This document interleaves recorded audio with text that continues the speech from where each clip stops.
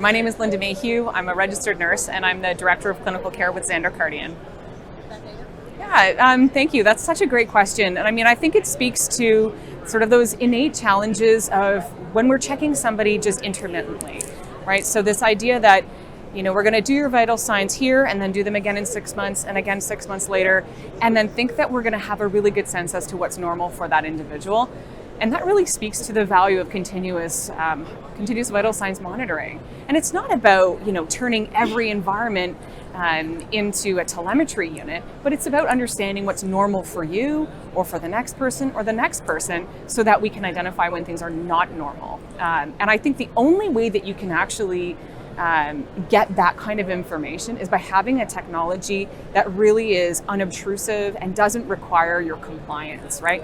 So wearables, we've started to see the benefit of wearables, but those are innately challenging just because of the fact that they require you to wear them. And a lot of people don't want to wear them. So we find that there are major data gaps, and then they're also not necessarily always FDA cleared, right? So you're not getting a medical grade device.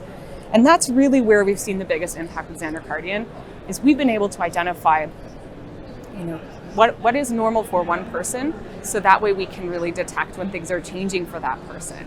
And we've seen that play out in the sensors we've deployed. We've seen that everywhere from acute care with an acute onset of pneumonia.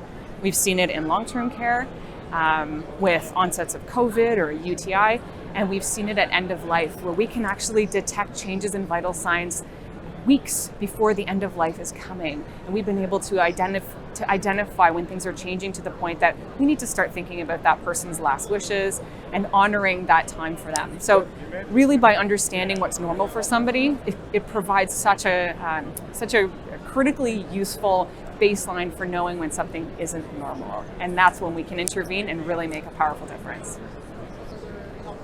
Yeah, thank you. Yeah, so Xandar Kardian is a member of the AHA Innovators Network, and we're really excited to partner with the AHA because there's just such a wealth of knowledge and expertise. And as we're embarking in really new territory and seeing new things, making discoveries, it's incredibly reassuring to have the expertise and the backing and the support of the American Heart Association to validate some of that and to help us in some of these discoveries that we're making.